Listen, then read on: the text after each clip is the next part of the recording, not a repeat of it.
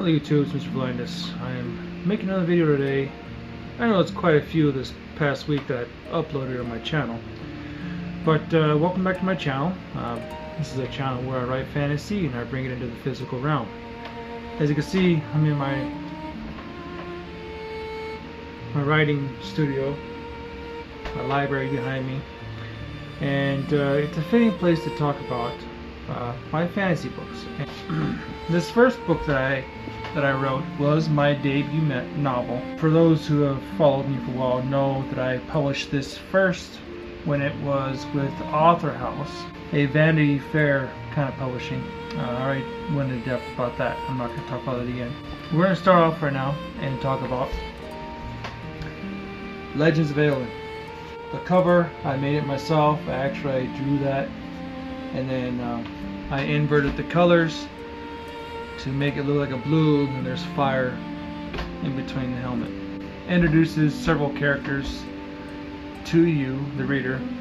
One of them is Dracu, who is a half-elf, was raised by his grandfather and mother in the kingdom they call Eleonora. The reason for that is Dracu's father, Strome, died before he can see Dracu be born. So after the death of Strome, which is because of a war, the mother, she left and went back to her father's kingdom, where Dracu was born and he was raised. He was still prince, but he didn't really have the kingdom behind him, because the kingdom of Strome kind of like fell apart.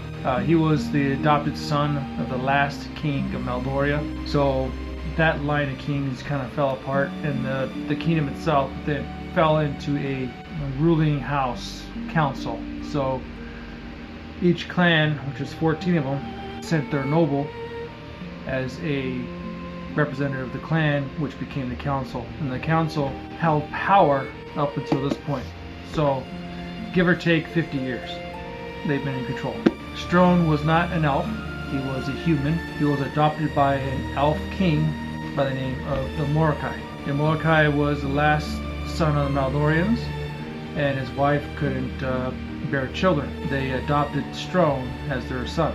You know a little bit of that in this book. It tells you the basic setup of the scene. And you also in this book find out there's a dragon that's gonna come back to life and wreak havoc on the world itself. Also in this book, you learn of the character named Ivar, who is a rogue assassin. He left, he escaped, and joined Dracu's party. The reason I say Dracu's party is because there's a princess who Dracu was betrothed to that was kidnapped, and Dracu he's not really in love with her. He's just going to help save her on the basis of honor and respect between the kingdoms. He doesn't want a war between the kingdom of Uldiamor and Marikavo. He doesn't want a war between those two countries. One's a human country and the other one's an elven country. So he doesn't want a war. That already happened, but 1,000 years before. And it was a very devastating war. So he didn't want it to happen again. So he goes to go look for Elizabeth. In the process, he meets Ivar, and he also meets a dark elf woman by the name of Elfie. And Elfie is a princess from the kingdom of Agmalish. Dracu doesn't know that, but Ivar does. So Ivar kind of keeps it on a tight lip because she's on the run. There's a story behind that as well. But the party ends up going into the Red Horde lands, which is a very cavalry-oriented army. Yes, they have footmen. Yes, they have foot soldiers, but they're elite status, so they're not too many of them. But there's a lot of horsemen, a lot of horse archers. They go to the city of Antana, and they are trying to find out where Elizabeth is, because she was kidnapped to be married to the Church of Corel aristocrat by the name of Adar. And Adar has a history with Ivar. and Ivar is on the hunt for Adar. So he joins the party to go find Adar. And in the process, they are separated by a portal that sucks them in, leaving Ivar there by himself. And the rest of the party gets transported over to the city of Eowyn. So that's the gist of this book. I am working on book 2 for this. I'm like 80% done. So that's this guy. Anyway, moving on from there. So after I wrote that book, I decided I needed to write some of the heroes of this fantasy realm. So I wrote this book. It's kind of thin. It's a lot of short stories about different people that will eventually be having their own book. There's I think 10 people in this book that I wrote about that I do plan to write a book about them. Some of them intertwine with the characters of the current timeline, and some don't. So that's going to be fun to write about. So this one's called Heroes of Eowyn. Then the book after that I wrote was Ivar Blood and Steel. This book, I wrote it because I introduced Ivar in this book, and I wanted to give like a basis on where Ivar comes from and why the way he is in this book, and why his character is that way. So in this book I explain who he is, and he's a very important character in my fantasy world. In this book you get to meet Ivar's tutors when he was a kid.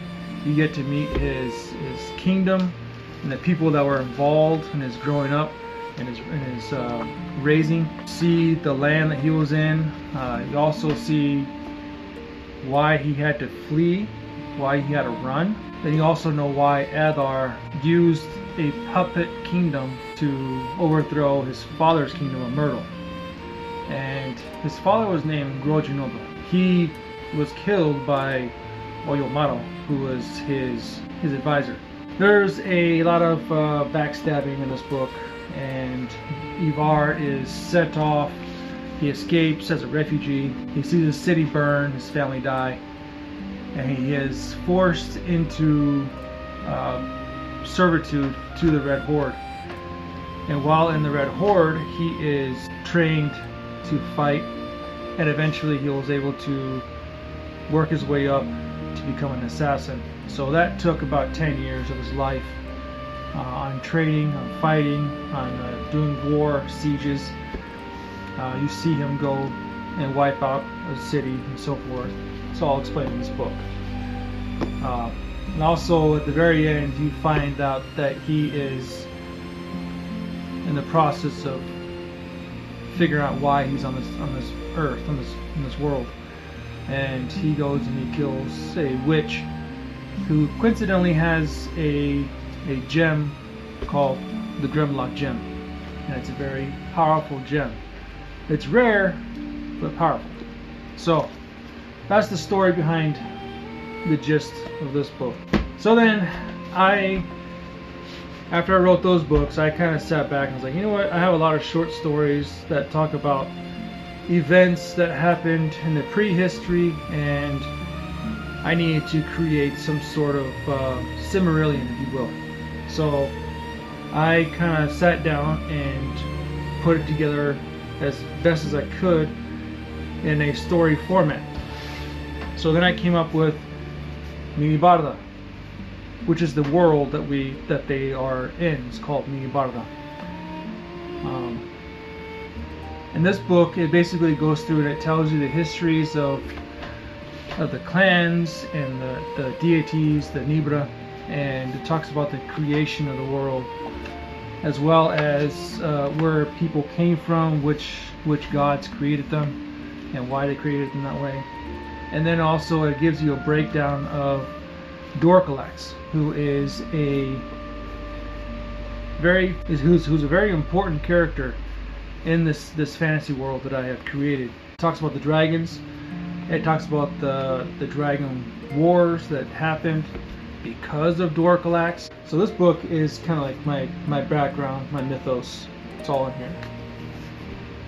So recently I have been debating on what I wanted to do next. I figured out, why not write about Dorkalax?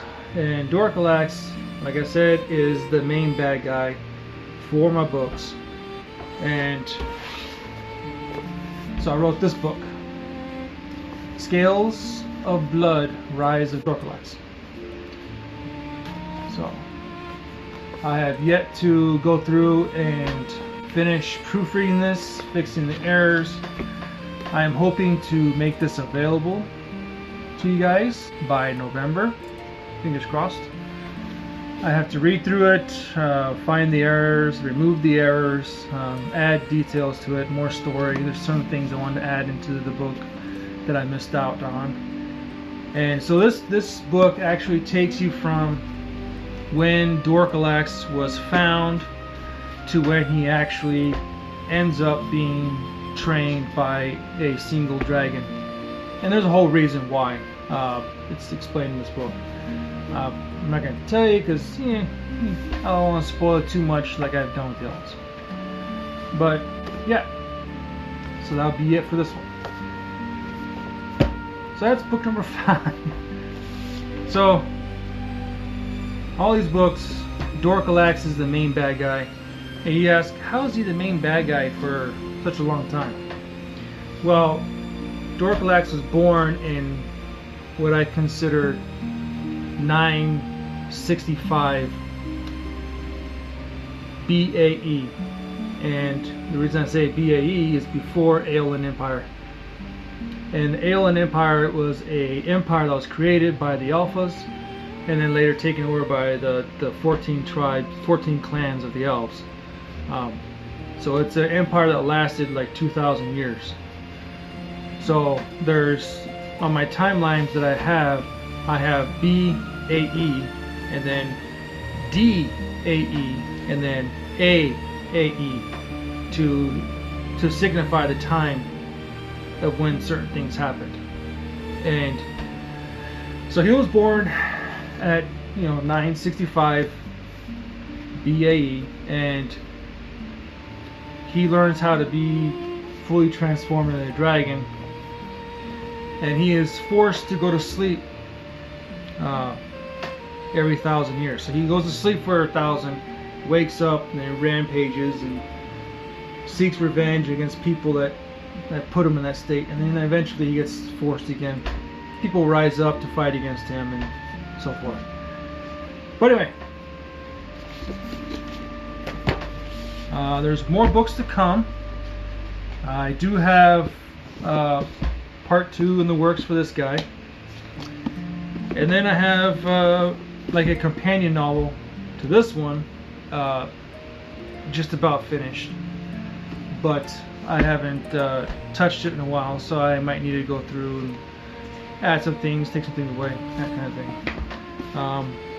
I did have a second one written for this guy, but I put this one on hold because I wanted to do these other books first before I did this one. And then for Mynabardá, yeah, there's no second part for this one. So yeah. Anyway, but yeah, those are my books that I have written. For those who have been following me for a while, I do appreciate you guys watching my videos and seeing what I've done. Yeah. I will try to keep some sort of consistency with the sizing. So I might just have the hard books covers this size and then the soft cover ones this size. So anyway, thanks for watching, guys, and as always, stay being creative.